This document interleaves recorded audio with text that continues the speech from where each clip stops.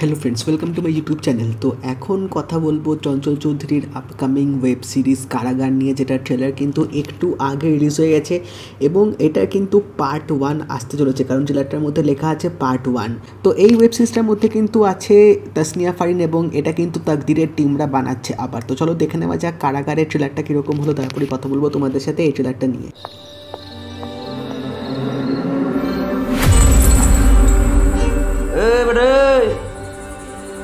यानी ढुकसास केमने है?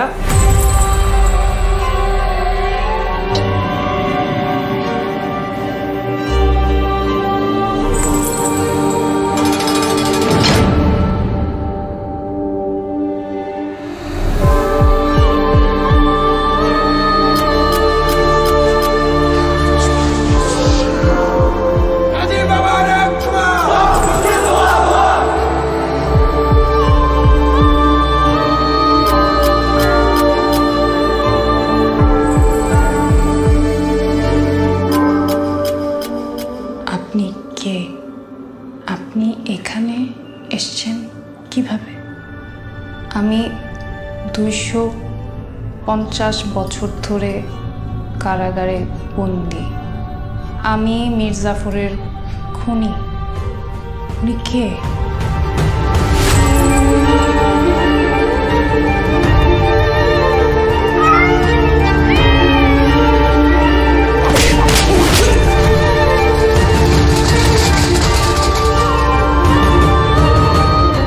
এত কিছু জানে কিভাবে? কি জানে? সব জানে। উনি মানুষ না। উনি যা বলছে তা মিথ্যা না। সেটা সত্যি হয় কিভাবে? একটা লোক 250 বছর ধরে বেঁচে আছে।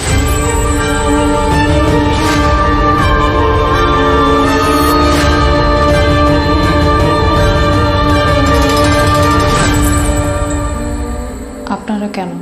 আমি নিজেও বিশ্বাস করি না আমি এতদিন ধরে কারাগারে বন্দি আছি। আমার সাজা কি শেষ হবে না?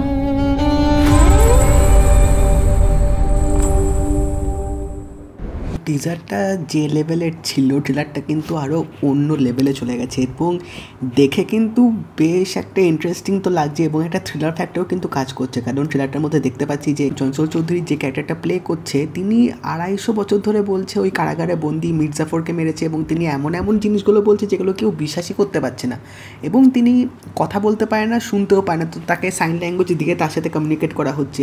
তো পুরো ব্যাপারটা কিন্তু বেশ ইন্টারেস্টিং লাগলো যে এই লোকটা জেলের মধ্যে কিভাবে আসলো, 250 বছর ধরে তিনি বেঁচে আছেন এবং এই ছেলে 50 বছর ধরে যেটা বন্দি ছিল সেখানে তিনি কিভাবে এসে পড়লেন, কোথা থেকে আসলেন, এই লোকটা কে আসলে। তো এই সব জিনিসগুলোর উত্তর কিন্তু আমরা 19 আগস্টে পাবো, যখন এই সিরিজটা হইচইতে রিলিজ হবে। তো ট্রেলারটা কিন্তু itself is quite mysterious as well as quite interesting, কারণ এই ক্যারেক্টারটার প্রতি তোমাদের কিন্তু আগ্রহ অনায়াসে বেড়ে যাবে এবং এখানে ভালো ভালো অ্যাক্টাররাও কিন্তু সিরিজটার মধ্যে আছে। তাসনিয়া ফারিনের ক্যারেক্টারটা দেখে মনে হলো অবভিয়াসলি তিনি হয়তো এখানে মোড অফ কমিউনিকেশন রোলটা প্লে করবে। ট্রেলারটাকে যেভাবে এখানে এডিটিং করেছে, যেভাবে এখানে সাজিয়েছে, পুরো গল্পটা কিন্তু একদম রিভিল সেরকম করে দেয়নি, বাট একটা ছোট্ট হিন্ট দিয়ে কিন্তু বুঝিয়ে দিল যে আমরা কী জিনিস পেতে চলেছি 19 আগস্টে। এবং ট্রেলারটা ব্যাকগ্রাউন্ড মিউজিকটা কিন্তু বেশ ভালো ছিল, কিন্তু সবচেয়ে যে জিনিসটা বেশি তাক লাগিয়ে দিচ্ছে সেটা হচ্ছে চঞ্চল চৌধুরীর মেকআপটা, চঞ্চল চৌধুরীর লুকটা, সেটা কিন্তু মেকআপ ম্যান নিঃসন্দেহে খুব ভালো কাজ করেছে। এবার দেখা যাক সিরিজটা কীরকম হয়। তোমরা যদি কারাগার ট্রেলারটা দেখে থাকো অবশ্যই জানিও তোমাদের কেমন লাগলো, এবং যদি এই ভিডিওটা ভালো লেগে থাকে লাইক করে দিও, শেয়ার করে দিও, চ্যানেলটা কিন্তু অবশ্যই সাবস্ক্রাইব করে দেবে, নোটিফিকেশন বেলটাও কিন্তু অন করে দিও।